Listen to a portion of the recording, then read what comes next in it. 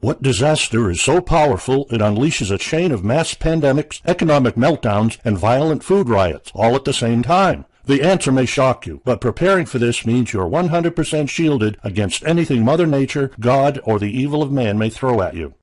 Fellow Patriot, my name is Alec Deacon, and in this shocking video presentation, I'm going to expose the 21st century apocalypse, a threat so powerful it will wipe out 281 million Americans in the first year. And while NASA, the CIA, and the Pentagon are warning us like crazy, no mainstream TV or radio outlet is talking about it. Sounds unbelievable? Then keep watching, because by the end of the video you'll witness undeniable proof that this mother of all catastrophes is coming in the next 12 to 13 months, and it will turn America into a third world country. And if you believe you're prepared for any cataclysm, here's the terrifying truth. Most of your preps, like your stockpile and home protection system, will be useless if you don't prepare for this devastating disaster. What's even worse, Obama and the hotshot crooks are ignoring this threat and do nothing to help us, even though they know it will kill millions. In fact, just seconds after this calamity hits, all social structures will be reversed, and the information I'm about to disclose will put you at the top of the food chain. There's nothing you and I can do to stop it, but there is an answer, and if you stick with me until the end of this presentation, you'll meet one weird professor who's uncovered a proven way to shield yourself, your loved ones, and even your community from America's morbid coming mayhem. But first, who am I to make this kind of dark prophecy? Like I said, my name is Alec Deacon. I'm the author of the bestseller Backyard Liberty and editor of Survivopedia.com. I've published articles seen on SHTFplan.com, MyFamilySurvivalPlan.com, and of course, Survivopedia. I spent almost 2 decades studying every last type of survival situation, and I am specialized in rural and wilderness survival. I know everything there is to know about bugging out, farming, supply stacking, home protection, you name it. And in the last couple of years, I dedicated my time to help anyone to survive any kind of disaster. But even more important, I'm a loving husband and father and a devoted Christian. I spent most of my life to making sure my family is 100% secure no matter what. I want them to be safe and know exactly what to do in case of an emergency or if, God forbid, anything goes wrong. I'm not going to beat around the bush. I love to prepare for the worst, and each year I find myself more prepared both in knowledge and materials. But not too long ago, I realized I was preparing for the wrong things the entire time. What I discovered trashed all my years of experience in a heartbeat. It turned all my preps and knowledge into dust. It made me feel like a naive infant. I recently came across shocking news about an untold catastrophe set to wipe out our entire country. At first, I thought it was just a conspiracy theory, or at least a once-in-a-million-year event. But I was dead wrong, and what I saw sent shivers down my spine. Here's what it's all about.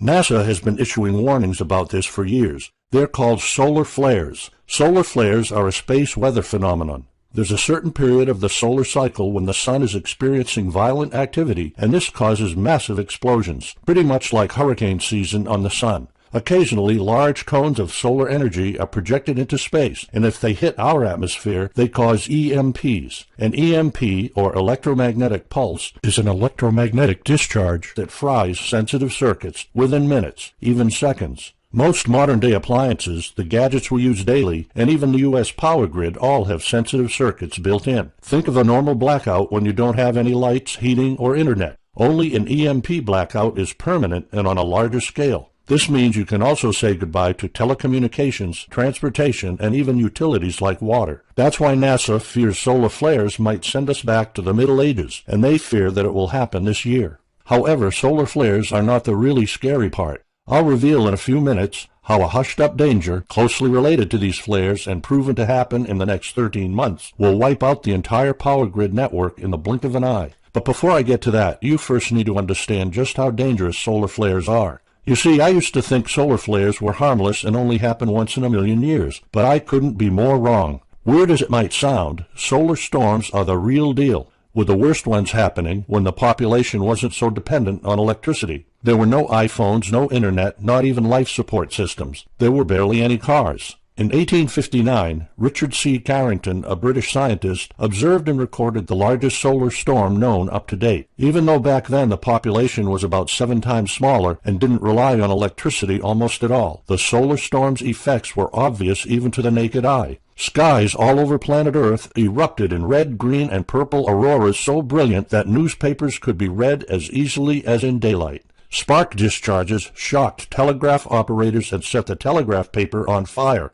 Imagine how a solar storm would affect us now. We would basically be sent back to the dark ages because we're so accustomed to having everything at our fingertips. Just look at what happened in 1989 in Canada when a tiny geomagnetic storm collapsed Quebec's electricity transmission system. The power network went offline in less than 90 seconds, leaving the city in complete darkness without any power for 9 hours. This 1989 solar flare will seem like a rehearsal compared to what's about to come. That's because, according to NASA, in 2014 and 2015, the sun will reach its peak activity. This means that there's a huge chance we'll experience the devastating effects of a massive EMP. A NASA simulation study reveals that will happen in our high-tech modern society in the event of a solar storm like the one from 1859. The conclusion was that nothing is immune to solar flares. Everything from communication, transportation, and even water management relies on electricity, which means they will be wiped out. Electricity is like the heart of the human body. When it stops pumping, everything shuts down. Your TV, laptop, fridge, your oven, cell phones, kitchen appliances, and the radio will be useless. GPS navigation, banking, and transportation, all your utilities, including gas, electricity, and water, would cease to work anymore. Power outages would be followed by nationwide blackouts, radio silence, and satellite breakdowns, leaving the world in total chaos. Imagine not having any electricity for days, weeks, months, or even years. No lights, no communication channels, no water, no refrigeration, no navigation systems, no gas pumping, no food transportation, no waste pumping or garbage collecting. No one in our country can survive something like this. During an EMP, civilization will be sent back to the Middle Ages and most people won't be able to cope. Imagine the smartphone generation forced to live like cavemen. But as dangerous as solar flares are, that's not what sends panic through the U.S. military, NASA, and the entire Department of Defense. Solar flares are just the tip of the iceberg. There's a threat much more likely to happen, an event with even more catastrophic impact ready to send our country into collapse at any moment. The mother of all EMPs could come from right here on Earth, something set to bring countries to their knees, an EMP bomb, a man-made device that causes an explosion which replicates the effects of a solar flare. But before I explain how, you'll first need to realize just how fragile our power grid is. People were panicking when the stock and bonds system was downgraded to an A-. Imagine what would happen if people only knew our nation's power grid is rated a D+. NASA knows. That's why they shiver at the thought of a solar flare. America relies on an electric grid based on 1880s systems. It's so bad it could give out at any moment without an EMP attack. In 2011 alone, there were 3,071 blackouts in the U.S. That amounts to 85 days of blackouts, while the average duration of a blackout is 3.5 hours.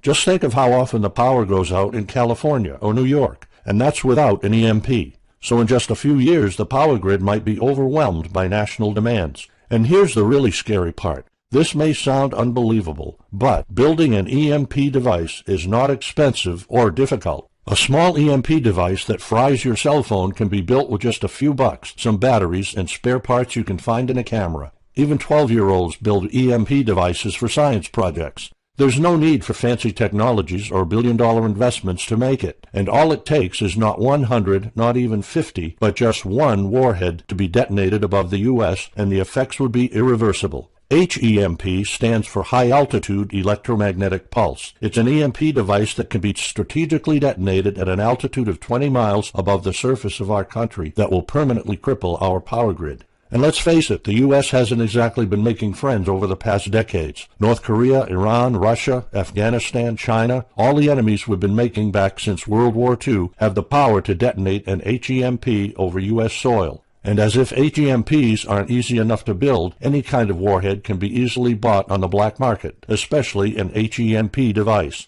In fact, it doesn't even have to be a country. The next Osama bin Laden or any kind of terrorist organization can easily do it.